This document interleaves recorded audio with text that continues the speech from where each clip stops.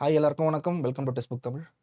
இன்றைக்கி நம்ம வந்து தமிழ் இலக்கியத்தை வந்து எப்படி படிக்கலாம்னு பார்க்க போகிறோம். இது வரைக்கும் நீங்கள் வந்து ஸ்டாண்டர்ட் வைஸ் படிச்சிருப்பீங்க, 6th ஒரு வாட்டி 7th ஒரு வாட்டின்னு. அப்படி படிக்கும்போது என்ன ப்ராப்ளம்னா உங்களுக்கு ஒரு கண்டினியூட்டி மிஸ் ஆகிடும். நீங்கள் 6th 7th வரும்போதோ நீங்கள் நிறைய டாபிக்ஸ் வந்திருப்பீங்களே தவிர அந்த பர்டிகுலர் டாப்பிக்கை பற்றின ஓவரால் அண்டர்ஸ்டாண்டிங் உங்களுக்கு இருக்காது. இன்றைக்கி நம்ம வந்து டாபிக் வைஸ் போவோம். இது வந்து ரொம்ப ஈஸியாக இருக்கும் உங்களுக்கு வந்து கவர் பண்ணுறதுக்கு.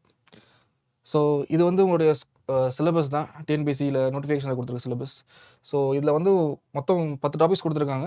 ஆனால் நம்ம வந்து இந்த 10 டாபிக்ஸும் இந்த ஆர்டரில் கவர் பண்ண போகிறதில்ல.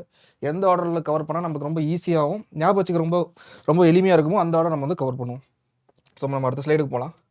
ஸோ ஃபஸ்ட் வந்து சங்க இலக்கியம். ஸோ சங்க இலக்கியம் பேசிக்காக உங்களுக்கு தெரிஞ்சிருக்கும்னு நினைக்கிறேன். ஏன்னா வந்து தமிழில் வந்து சங்கம் வைத்து தமிழ் வளர்த்த கதை தான். ஸோ அந்த சங்கம்ன்ற பேரவையில் கொண்டு வந்த இலக்கியங்கள் எல்லாமே சங்க இலக்கியம் அப்படின்ற பேர் பெற்றுச்சு. அந்த சங்க இலக்கியங்கள் என்னென்னலாம் இருக்குது, எங்கெங்கெல்லாம் படிப்போன்றதை பார்ப்போம். ஸோ நீங்கள் இது பார்த்தீங்கன்னா இந்த மேலே இருக்க ஸ்னிப்பெட் வந்து நம்மளோட குரூப் 2 சிலபஸில் இருக்க ஸ்னிப்பெட் தான். இதில் வந்து இப்போது 8 தொகை நூல்கள் அதெல்லாம் கொடுத்துருக்காங்க, 10 பாட்டும் கொடுத்துருக்காங்க. ஸோ 8 தொகை 10 பாட்டு தான் சங்க இலக்கியம். ஸோ இதில் வந்து கொடுத்துருக்குது பார்த்தீங்கன்னா ஸ்டாண்டர்ட் வைஸ் உங்களுக்கு வந்து இது வந்து எங்கே இருக்குன்ற ஒரு டேட்டா தான் இந்த டேபிளில் இருக்குது. இப்போ பார்த்தீங்கன்னா இந்த க்ரீன் கலர் எல்லாமே உங்களுக்கு பார்த்தீங்கன்னா 8 தொகை பாடல்கள். 8 தொகை பாடல்கள் பார்த்தீங்கன்னா ஒரு சில தான் ரிப்பீட் ஆகிருக்கும் உங்களுக்கு. ஸோ இது வந்து 7th 8th 9th 10th மட்டும் இல்லாமல் 11th 12th கொடுத்துருக்கிறதுக்கு காரணம் என்னென்னா, இது சிலபஸில் கொடுத்துருக்க டாபிக்ஸ் எல்லாமே ரொம்ப ரொம்ப இம்பார்ட்டன்ட். அவங்க வந்து என்ன தான் வந்து 10th ஸ்டாண்டர்டு தான் கொடுத்துருந்தாலும் சிலபஸில் வந்து எக்ஸாமுக்கு 12th வந்து நம்ம வந்து கவர் பண்ண வேண்டிய கட்டாயம் இருக்குது. ஏன்னா அது வந்து கேள்விகள் வந்து நிறைய வருது. ஸோ இந்த மாதிரி இந்த க்ரீன் கலரில் கொடுத்துருக்கிறது எல்லாமே வந்து 8 தொகை நூல்கள். அப்புறம் வந்து இன்னொரு கலரில் இருக்கிறது வந்து 10 பாட்டு நூல்கள். இப்போ பார்த்தீங்கன்னா மொத்தம் வந்து 5 நூல்கள் தான் 10 பாட்டு நூல்கள் கொடுத்துருக்காங்க. இதுக்கு மேலே வந்து நம்ம வந்து மற்ற சோர்ஸை தான் படிக்கணும். உங்களுக்கு லாஸ்ட் ஸ்லைடில் வந்து கொஞ்சம் டீட்டெயில்ஸ் தரேன் எங்கேருந்து இதெல்லாம் படிக்கலாம்னு சொல்லிட்டு. அது மட்டும் இல்லாமல் இன்னொன்று பார்த்தீங்கன்னா இங்கே ஒரு உரைநடை இருக்குது, சங்க இலக்கியத்தில் அறம். ஸோ சங்க இலக்கிய பாடல்களில் வந்து அறக்கருத்துக்களை கூறக்கூடிய பாடல்களை வந்து எடுத்துக்காட்டாக சொல்லி அது இருக்கிறத வச்சு ஒரு உரைநடை கொடுத்துருக்காங்க. இது வந்து நம்மளுக்கு வந்து எந்த புக்கில் இருக்குதுன்னு பார்த்தீங்கன்னா 10th புக்கில் இருக்குது.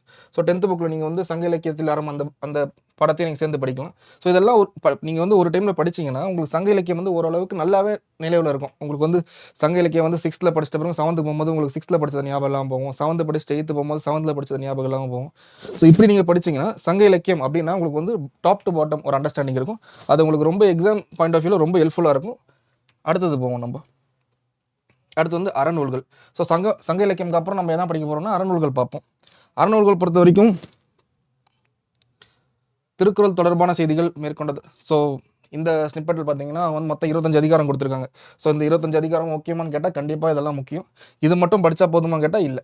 இதுக்கப்புறம் நம்ம வந்து ஸ்கூல் புக்ஸில் பார்த்தீங்கன்னா நமக்கு வந்து 6th 7th 8th 9th 10th 11th 12th இது எல்லாத்துலேயுமே திருக்குறள் கொடுத்துருக்காங்க. நம்ம இந்த புத்தகம் பின்னாடி கொடுத்துருப்பாங்க பாருங்கள் நிறைய திருக்குறள். அதை படிக்கணுன்ற அவசியம் கிடையாது. அது படிக்கலனா கூட நம்ம வந்து நார்மலாக புக்ஸில் வந்து மனப்பாட பகுதியாகவோ இல்லை வந்து லெசனுக்கு நடுவில் கொடுக்கக்கூடிய திருக்குறள் வந்து நம்ம படிப்போம். இதுலேயும் நீங்கள் பார்த்தீங்கன்னா ஒரு உரைநடை இருக்குது 7th. இந்த உரைநடை பார்த்தீங்கன்னா 2 உரைநடை மொத்தம் இருக்குது. வாழ்விக்கும் கல்வி அப்படின்றதும் ஒன்று, அடுத்து வந்து ஒப்புரவு நெறி. இதுலேயும் வந்து திருக்குறளை வந்து எடுத்துக்காட்டாக சொல்லி நிறைய வந்து விஷயங்களை வந்து அவங்க வந்து சொல்லியிருப்பாங்க. ஸோ அதனால் வந்து இதுவும் ரொம்ப முக்கியம். ஸோ இங்கே இன்னொரு லிங்க்கும் நான் அட்டாச் பண்ணியிருக்கேன். இந்த லிங்க் நீங்கள் பார்த்தீங்கன்னா இந்த லிங்க் வந்து நான் உங்களுக்கு ஓப்பன் பண்ணுறேன். இந்த லிங்க் லாஸ்ட்டாக இந்த லிங்க் வீடியோ முடிகிறதுக்குள்ள நான் இந்த லிங்க்கை பற்றி உங்களுக்கு நான் சொல்கிறேன். ஆல்ரெடி இன்னொரு வீடியோவில் சொல்லியிருக்கேன். ஆனால் திருக்குறள் ரொம்ப ரெலவெண்ட்டாக இருக்கிறதுனால நான் இங்கேயும் போட்டிருக்கேன். ஸோ இதுதான் திருக்குறள் பற்றி. ஸோ திருக்குறளும் அறநூலில் தான் சேரும். அது மட்டும் இல்லாமல் திருக்குறள் அல்லாத அறநூல்களை வந்து சிலபஸில் வந்து ஒரு செட்டாக கொடுத்துருக்காங்க. ஸோ இந்த செட்லாம் வந்து எந்தெந்த புக்ஸில் இருக்குதுன்னு பார்த்தீங்கன்னா 6th வந்து மூதுரை ஆசாரக்கோவை இருக்குது. 7th வந்து நாலடியார் இருக்குது, பழமொழி 400. ஸோ இங்கே பார்த்தீங்கன்னா நாலடியார், பழமொழி 400, அப்புறம் வந்து ஔவையார் பற்றின பாடல்கள், அப்புறம் வந்து சிறுபஞ்ச மூலம்லாம் கவர் ஆகிடுது இந்த ஸ்கூல் புக்ஸ்லேயே புது புக்ஸ்லேயே. ஸோ மற்றதெல்லாம் வந்து எங்கே பார்க்கலான்றதை நான் வந்து பின்னாடி உங்களுக்கு சொல்கிறேன். ஸோ பேசிக்காக வந்து நம்ம ஃபஸ்ட்டு வந்து ஸ்கூல் புக் நம்மக்கிட்ட இருக்க அந்த நியூ சிலபஸ் வந்து ஃபஸ்ட்டு ஓவராலாக கவர் பண்ணுவோம். ஸோ அதை நீங்கள் கவர் பண்ணிட்டாலே மற்ற இருக்க கேப்ஸ் வந்து ரொம்ப ரொம்ப சின்னதாக தான் இருக்கும். நீங்கள் இதெல்லாம் ஓரளவுக்கு படிக்கும் போது உங்களுக்கு வந்து மற்றதில் வந்து ஸ்பெண்ட் பண்ணுறக்கூடிய டைம் வந்து ரொம்ப ரொம்ப கம்மி. ஆனால் ஒரே ஒரு விஷயம் நல்லா நீங்கள் பார்க்க வேண்டியது என்னென்னா, இப்போ நீங்கள் இதில் ஒரு லெசன் எடுத்து படிக்கிறீங்க, இல்லை ஒரு செய்யுள் எடுத்து படிக்கிறீங்கன்னா எண்ட் டு எண்ட் நீங்கள் படிக்கணும். அதில் வந்து செய்யுள் படிக்கணும், நூற்குறிப்பு படிக்கணும், ஆசிரியர் குறிப்பு படிக்கணும்.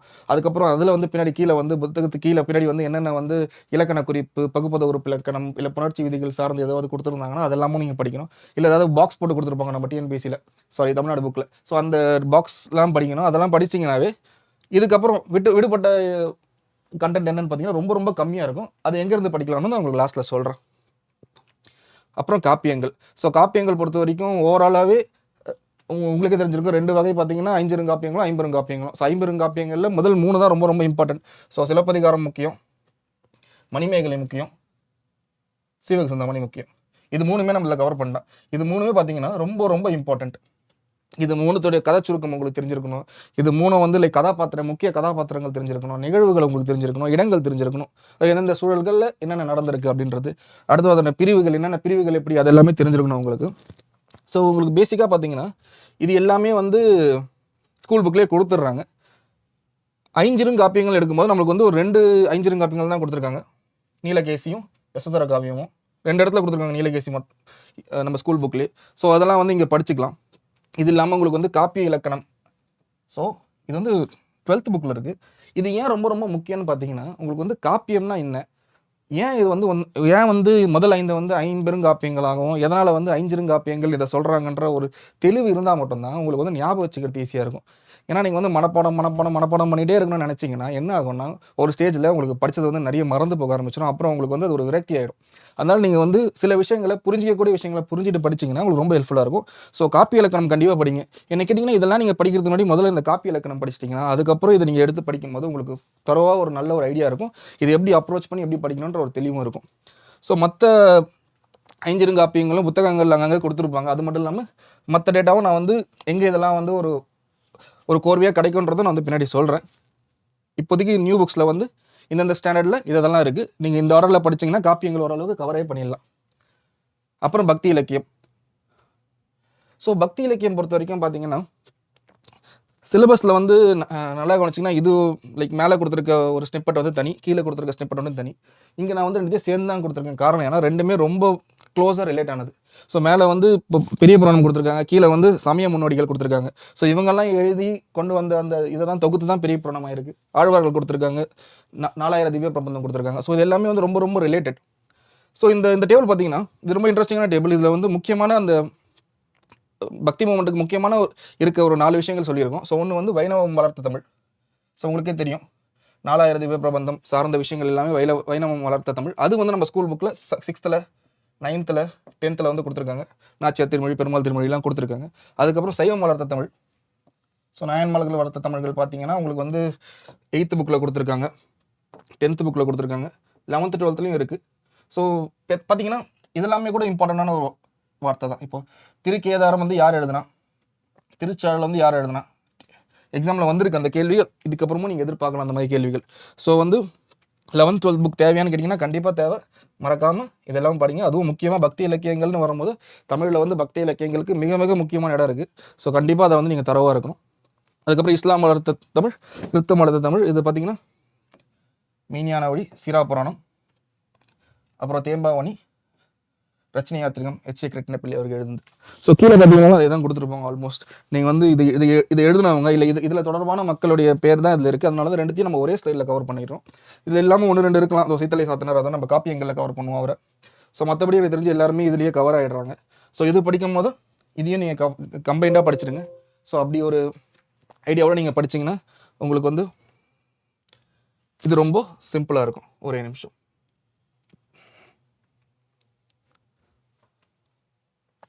அடுத்து கம்பராமாயணம், ராவண காவியம். ஸோ டிஎன்பிஎஸ்சி பொறுத்த வரைக்கும் இது 2 மட்டுமே ஒரே சிலபஸில் கொடுத்துருக்காங்க. ஸோ அதோட இம்பார்ட்டன்ஸ் உங்களுக்கு கண்டிப்பாக தெரியும். அடுத்து இதில் 2த்துலேயும் வந்து கம்பராமாயணம், ராவண காவியம் வந்து ரொம்ப அழகான ஒரு காவியங்கள். 2மே ரொம்ப தொடர்புடையது தான். அதனால் நீங்கள் வந்து சேர்ந்தே படிக்கிறது நல்லது. ஸோ ஸ்கூல் புக்லேயே இருக்குது. 9th புக்கில் வந்து ராவண காவியம் இருக்குது. 10th 11th and 12th வந்து உங்களுக்கு வந்து கம்பராமாயணம் பற்றிய குறிப்புகள் இருக்குது. ஸோ இது 2த்தையும் நீங்கள் சேர்ந்தே படிச்சுக்கலாம். ஸோ இது படிக்கும்போது உங்களுக்கு வந்து சிறந்த பாடல்கள் இல்லை நல்ல ஒரு நயமிக்க வரிகள் அதெல்லாம் நீங்கள் வந்து யார் எங்கே சொன்னாங்கிறத நீங்கள் குறிச்சிக்கணும். ஸோ ஸ்கூல் புக்லேயே நீங்கள் வந்து அதை குறிச்சிக்கலாம். இதோட காப்பீஸ் வந்து நீங்கள் ஃபிசிக்கலாகவும் கிடச்சா வாங்கிக்கலாம், இல்லை வந்து ஆன்லைன்லேயும் கிடைக்கிது ஸ்கூல் புக்ஸ் எல்லாமே. ஸோ அதிலேருந்து நீங்கள் படிச்சிடலாம். ஸோ இதுதான் கம்பராமாயணம், ராவண காவியம் பற்றி. ஸோ சிற்றிலக்கியங்கள் மட்டும் பார்த்தீங்கன்னா 96 வகை. நமக்கு வந்து ஒரு சில சிற்றிலக்கியங்கள் கொடுத்துருக்காங்க. நம்ம ஸ்கூல் புக்ஸில் பார்த்தீங்கன்னா அதுலேயும் ஒரு சிலது வந்து கரண்ட் புக்கில் வந்து ரொம்ப எலாபரேட்டாக இல்லை. பார்த்தீங்கன்னா இப்போ உலா பற்றிலாம் நம்மள வந்து எலாபரேட்டாக இல்லை. ஒரு நிமிஷம்.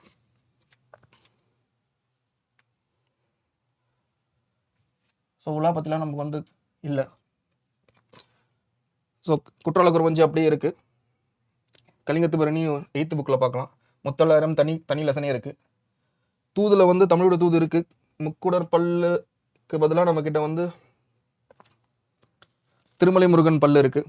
ஸோ இதில் காவடி சிந்து நம்மக்கிட்ட அப்படியே டேரெக்டாக கவர் ஆகுது. ஸோ இதெல்லாம் எது கவர் ஆகலையோ அதெல்லாம் நம்ம வந்து ஜென்ரலாக நம்ம வந்து வேறு எங்கே படிக்கணுன்றதை நான் லாஸ்ட்டில் சொல்கிறேன். ஸோ எதெல்லாம் விடுபட்டிருக்கோ அதுக்கு வந்து ஒரு ஓவராலாக உங்களுக்கு வந்து சொல்கிறேன். அதில் நீங்கள் வந்து பார்த்து படிச்சுக்கலாம். ஆனால் ஃபஸ்ட்டு விஷயம் என்னென்னா, ஃபஸ்ட்டு தமிழ்நாடு புக் எடுத்து படிங்க. அதுவும் கரண்ட்டில் இருக்க சிலபஸ் இருக்க புக் படிங்க. அதில் நிறைய கவர் ஆகுது. மீதி எல்லாமே உங்களுக்கு ரொம்ப சிம்பிளாக தான் இருக்கும். அந்த கேப் வந்து ரொம்ப பெருசாக இருக்காது. ஸோ அகைன் இதில் பார்த்தீங்கன்னா, இதில் வந்து நம்மக்கிட்ட வந்து மனோன்மணியம் மட்டும்தான் உங்களுக்கு புக்கில் வந்து ரொம்ப எலாபரேட்டாக இருக்குது. மீதி எல்லாமே உங்களுக்கு வந்து ரொம்ப எலாபரேட்டாக கிடையாது. இரட்டர முடிதல் இருக்குது, ஆனால் காலமிக புலவருடைய இரட்டர முடிதல் அவ்வளோ எலாபரேட்டாக கொடுக்கல. ஸோ இது எல்லாமே வந்து வெளியில் தான் கொஞ்சம் படிக்கணும். ஸோ அது எங்கேன்னு பார்த்தீங்கன்னா, ஸோ உங்களுக்கு ஒரு Tamil Nadu career services government sites அதில் வந்து நீங்கள் வந்து நிறைய டேட்டா இருக்குது. இதில் வந்து உங்களுக்கு விடுபட்ட இதெல்லாம் நீங்கள் அதில் படிக்கலாம். ஒரு சில பேர் ஓல்ட் புக்ஸ் படிச்சிருப்பீங்க. ஸோ ஓல்ட் ஸ்கூல் புக் உங்களுக்கு வந்து ஆல்ரெடி படிச்சிருந்தீங்க அப்படின்னா நீங்கள் அதில் இருந்து எடுத்து ரிவைஸ் பண்ணலாம். இதுலேயும் ஒரு சில டாபிக்ஸ் இருக்குது. ஆனால் பேசிக்காக முதல் அப்ரோச் வந்து நம்மக்கிட்ட இருக்க நியூ புக்ஸை படிச்சிருவோம். ஸோ அது வந்து எண்ட் டு எண்ட் படிச்சிட்டிங்கன்னா உங்களுக்கு வந்து நிறைய இதில் கவர் ஆகிடும். ஒரு 80% உங்களுக்கு கவர் ஆகிடும். மீதி 20% உங்களுக்கு வந்து டவுட் இருக்கிறது எல்லாமே வந்து வெளியில் சைட்ஸில் டாபிக் வைஸை நீங்கள் தேடி படிச்சிக்கலாம். சரிங்களா? ஸோ நாட்டுப்புற பாடல்களும் உங்களுக்கு வந்து நிகழ்கலை ரொம்ப ரொம்ப இம்பார்ட்டண்ட்டானது. ஸோ பெரிய லெவலில் நம்மளுக்கு வந்து ஸ்கூல் புக்ஸில் வந்து நாட்டுப்புற பாடல்கள் சித்தர்கள் பற்றி உங்களுக்கு வந்து பெருசாக கவர் பண்ணுறதில்ல. அதனால் கொடுத்துருக்க ஒரு லெசனோ 2 லெசனுமே நீங்கள் வந்து ரொம்ப தரோவாக நீங்கள் படிச்சிருக்கணும். அதிலேருந்து எந்த வரி வேணால் எப்படி வேணால் கேட்டிருக்கலாம். இனிமேல் கேட்டிருக்காங்க, இனிமேலும் கேட்பாங்க. ஸோ அதனால் வந்து ஒரு வரியும் நல்லா படிச்சுக்கோங்க. ஸோ சிறப்பு தமிழ் புத்தகங்கள் வந்து படிக்கணுமா வேணாமா நிறைய பேர் கேட்டிருந்தாங்க. ஸோ சிறப்பு தமிழ் புத்தகம் பொறுத்த வரைக்கும் பார்த்தீங்கன்னா ஒரு சில விஷயங்கள் வந்து நம்ம படிக்கணும். இப்போ பார்த்தீங்கன்னா நாட்டுப்புற பாடல்கள் சிலபஸில் இருக்குது. எக்ஸ்ட்ரா இன்ஃபர்மேஷன்ஸ் வந்து ஸோ கொஸ்டின் பேப்பர் செட் பண்ணுறவங்க கூட எக்ஸ்ட்ரா இன்ஃபர்மேஷன் ஃபஸ்ட்டு வேணும்னா முதல்ல நம்ம ஸ்கூல் புக்ஸ் தான் ஃபஸ்ட்டு. அதுக்கப்புறம் அதை தாண்டின பிறகு தான் மற்ற இதுக்கெல்லாம் போவாங்க. ஸோ ஸ்கூல் புக்லேயே 11th புக்கில் இதெல்லாம் இருக்குன்றப்போ இதிலிருந்து கேள்விகள் சோர்ஸ் பண்ணுறதுக்கான நிறைய வாய்ப்புகள் இருக்குது. தனிப்பாடல்கள் பாருங்கள், சித்தர் பாடல்கள் பாருங்கள். நிறைய சித்தர் பாடல்கள் இதில் கொடுத்துருக்காங்க. நிறைய சித்தர்களை பற்றி கொடுத்துருக்காங்க, சிற்றிலக்கியங்கள் கொடுத்துருக்காங்க. ஸோ அகைன் இது வந்து தெருக்கூத்து வந்து திரும்பி வந்து நாட்டுப்புற பாடலில் வந்துடும். அதே மாதிரி கவிதையில் படிங்க. இதில் வந்து செவியல் இலக்கியங்கள், அறவியல் இலக்கியங்கள், அறம் சார்ந்த இலக்கியங்களை பற்றி சொல்லியிருக்காங்க. காப்பியங்கள், இந்த காப்பியங்கள் இதுவும் படிங்க. சமய இலக்கியங்கள், சிற்றிலக்கியங்கள் இதில் கொடுத்துருக்காங்க. நீங்கள் நம்மளோட முக்கியமான சிற்றிலக்கிய வகைகள் நம்ம முன்னாடி சொன்னால எங்கே படிக்கலான்றது பார்த்தீங்கன்னா சிறப்பு தமிழ் புத்தகங்கள் 12th புக்கில் நம்ம படிக்கலாம். இது அகைன் வந்து நாட்டுப்புற கலைகளில் வந்து சேரும். இது ரெண்டுமே. ஸோ பேசிக்காக பார்த்தீங்கன்னா இதெல்லாம் தான் வந்து நம்மளுக்கு வந்து எக்ஸ்பெக்ட் பண்ணுற ஒரு கொஸ்டின்ஸ். ஸோ இந்த கொஸ்டின்ஸ் இந்த சிலபஸில் தான் நம்ம வந்து கொஸ்டின்ஸ் வந்து எக்ஸ்பெக்ட் பண்ணுறோம். அதனால் இதெல்லாம் வந்து ஃபுல்லாக படிச்சிடுங்க. இந்த ஆர்டரில் நீங்கள் படிக்கும்போது உங்களுக்கு ரொம்ப ஈஸியாக இருக்கும். ஸோ பேசிக்காக இதுதான். உங்கள்கிட்ட முன்னாடி சொன்ன மாதிரி திருக்குறளுக்கு வந்து ஒரு இது காட்டணும். ஸோ முன்னாடியே சொன்ன மாதிரி டிஎன்பிஎஸ்சி டெஸ்ட் புக்னு டைப் பண்ணிங்கன்னா உங்களுக்கு வந்து இந்த பேஜ் ஓப்பன் ஆகும். ஸோ இதில் குரூப் 2குள்ளே போயிட்டு நீங்கள் கீழே போனீங்கன்னா இங்கே ப்ரீவியஸ் இயர் பேப்பர்ஸ்க்கான ஒரு டேப் இருக்கும். இந்த டேப்பில் பார்த்தீங்கன்னா ஸோ இந்த திருக்குறள் பேக் இருக்குது. இந்த திருக்குறள் பேக் நீங்கள் வந்து டவுன்லோட் பண்ணி ஃப்ரீ டவுன்லோடு தான். உங்களுடைய மொபைல் நம்பர் வச்சு நீங்கள் வந்து இது பண்ணிக்கலாம், ரெஜிஸ்டர் பண்ணிவிட்டு இதை டவுன்லோட் பண்ணி பாருங்கள். இதில் இந்த 25 அதிகாரமும் இதில் கொடுத்துருக்கு. இந்த 25 அதிகாரமும் நீங்கள் படிச்சிங்கன்னா கண்டிப்பாக உங்களுக்கு வந்து டெய்லி நீங்கள் வந்து ஒரு 2 அதிகாரம் இல்லை ஒரு அதிகாரம் நீங்கள் கோத்ரூ பண்ணிகிட்டே இருந்தீங்கன்னா ஒரு 25 நாளில் உங்களுக்கு அந்த அதிகாரம் முடிஞ்சிடும். திரும்பி அடுத்த ஒரு 5 நாள் கேப் எடுத்து அடுத்த ஒரு 25 நாளில் நீங்கள் வந்து அதை ரிவைஸ் பண்ணிக்கலாம். ஸோ வந்து அந்த 25 அதிகாரங்களும் நோட்டிஃபிகேஷனில் சிலபஸில் எதெல்லாம் கொடுத்துருக்காங்களோ அது எல்லாமே கவர் ஆகிடும். இதுதான் இந்த ஓவரால் வீடியோ. இது மட்டும் இல்லாமல் உங்களுக்கு வந்து திருக்குறள் பற்றி வேறு ஏதாவது படிக்கணும்னா அகைன் இன்னொரு வீடியோ நம்ம முன்னாடி அப்லோட் பண்ணியிருக்கோம். அதில் வந்து கொஞ்சம் PAP கொஸ்டின்ஸ் டிஸ்கஸ் பண்ணியிருக்கோம். இம்பார்ட்டண்ட்டாக என்னென்னலாம் இருக்குது, சில ஃபேக்ட்ஸ் எல்லாம் அதில் கொடுத்துருக்கு. ஸோ அந்த வீடியோ நீங்கள் பார்க்கலாம். இதுக்கு மேலேயும் உங்களுக்கு வந்து இல்லை இந்த பர்டிகுலர் டாப்பிக்கில் எனக்கு வந்து தெரியணும், இல்லை இந்த பர்டிகுலர் டாப்பிக்கை ஈஸியாக எப்படி படிக்கிறது, இதை பற்றின ஓவரால் ஐடியா எனக்கு கொடுத்தீங்கன்னா எனக்கு எக்ஸாம் ரொம்ப ஈஸியாக இருக்கணும். அந்த மாதிரி டாபிக்ஸ் தான் இருக்குது நீங்கள் நினச்சிங்கன்னா அதுவும் நீங்கள் கமெண்ட்ஸில் சொல்லலாம். உங்கள் ஃப்ரெண்ட்ஸ்கிட்டையும் ஷேர் பண்ணுங்கள். யாருக்கெல்லாம் வந்து இலக்கியம் வந்து கண்டிப்பாக படிக்க ரொம்ப கஷ்டமாக இருக்குப்பா, எனக்கு ரொம்ப எப்படி ஆரம்பிக்கிறது எங்கே முடிக்கிறதுன்னு தெரியல, இலக்கியம் ஒரு பெரிய கடல் மாதிரி இருக்குது அப்படின்னு சொல்கிறவங்க எல்லாருக்குமே இந்த வீடியோ ஷேர் பண்ணிங்கன்னா அவங்களுக்கு ஒரு கிளாரிட்டி கிடைக்கும். ஸோ மற்ற வீடியோவில் என்னென்னலாம் இருக்கணும் நீங்கள் பாருங்கள். இதுக்கப்புறம் ஏதாவது வீடியோ வேணும்னா அதுவும் சொல்லுங்கள். ஸோ இந்த வீடியோட நம்ம இதை முடிச்சுக்கிறோம். மேலும் நிறைய வீடியோஸ் நம்ம போடுவோம். ஸோ ஃபாலோ பண்ணுங்கள். Thank you, by.